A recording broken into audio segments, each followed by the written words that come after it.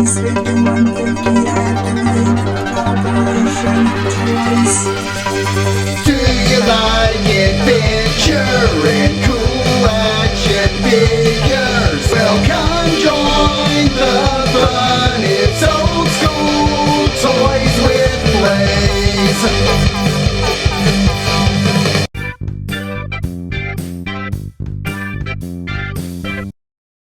Vincent Falcone comes in the standard Hasbro G.I.Joe classified plastic-free window box.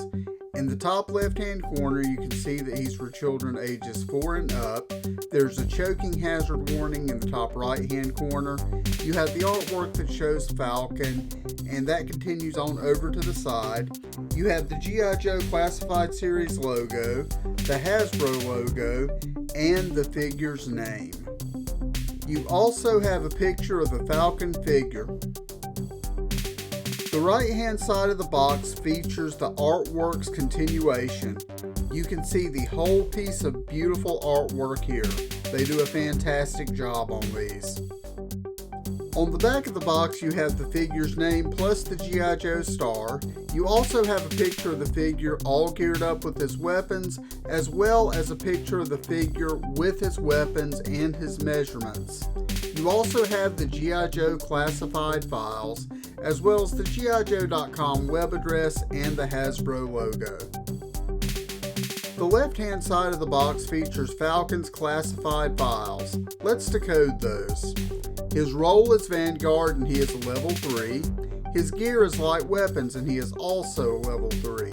His skill is medic and he's a level 3. And his mastery is linguistics. He's also a level 3. The top of the box features Falcon's number, which is 64 in the classified series, and you have the G.I. Joe classified star.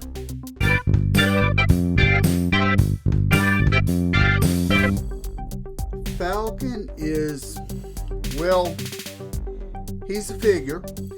His head is ghastly. He looks like a Scooby-Doo villain. I can't say anything to defend this face sculpt. I do like the paint on the eyes. They did really good bringing the blue out. But I've got a paint mark on his forehead from the beret, so that kind of aggravates me a lot as well. Moving on down, you can see that he has the camouflage uniform. The camo is not that, well, it doesn't stand out.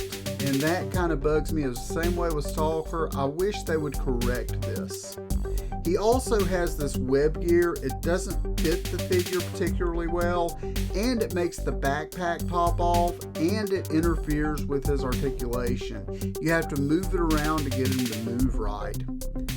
Also, he has the standard G.I. Joe classified legs, which has the pockets on the front and the back. And he also has these boots. They're really well painted, good camouflage boots, very military.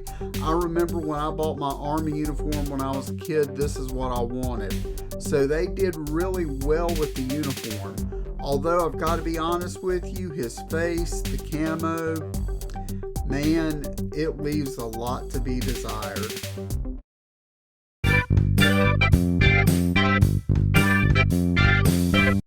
Okay, let's look at Lieutenant Falcon's articulation. His head is on a ball joint, plus his neck joint moves forward and back. His arms rotate 360 degrees. They are hinged to move up and down.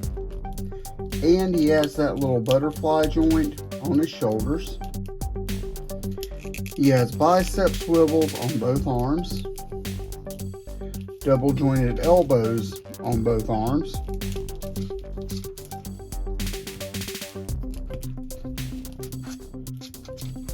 His hands rotate, plus they move up and down, and that is the same direction on both sides, unlike most of the classified figures you've got recently. He has a torso crunch, a waist swivel,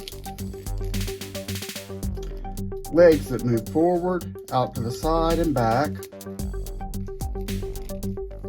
Plus he has thigh swivels on both legs, double jointed knees, or at least he's supposed to have.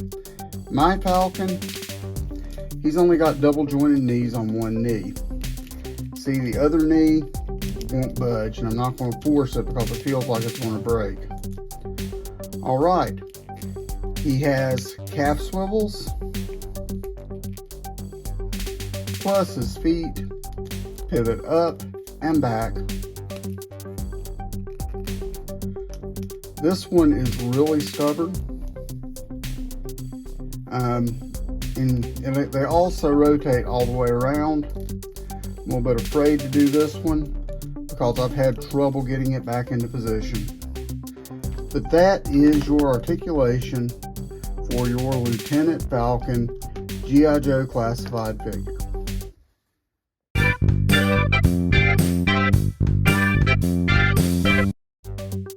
Falcon comes with a generous amount of gear. As you would expect, the green beret comes with a green beret. This is the same beret that we have seen with other figures in the line. And of course it fits on his head. Falcon also comes with this green ascot that fits around the figure's neck, but I'm not really sure what the practical advantage of this is. He also comes with a green backpack that has two canteens molded on the back and an antenna hanging out of the back of it. It fits in the peg in his back, but it doesn't fit well because of the web gear. It's constantly popping off. He also includes this field knife, which unfortunately does not fit in his hand really well. It wants to fall out and you can't really pose him with it, but he does have a sheath in his backpack that accommodates it.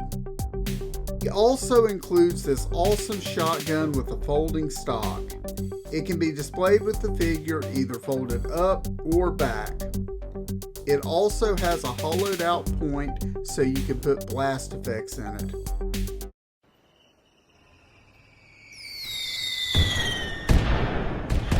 One, the shotgun with the folding stock is really cool. Two, the paint apps on the boot look great.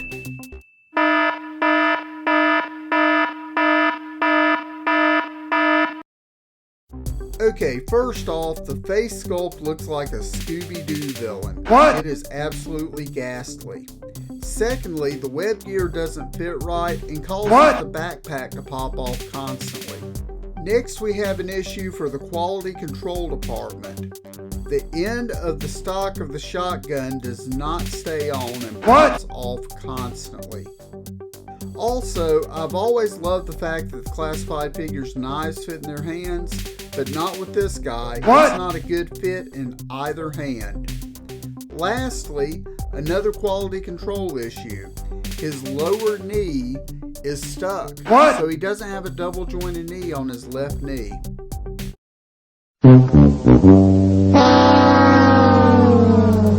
I love toys so much that I feel like I'm a bad reviewer sometimes because I think all of them are great. However, Sergeant Slaughter can't even whip this Falcon into shape. It is a poor excuse for this character and a bad addition to the line.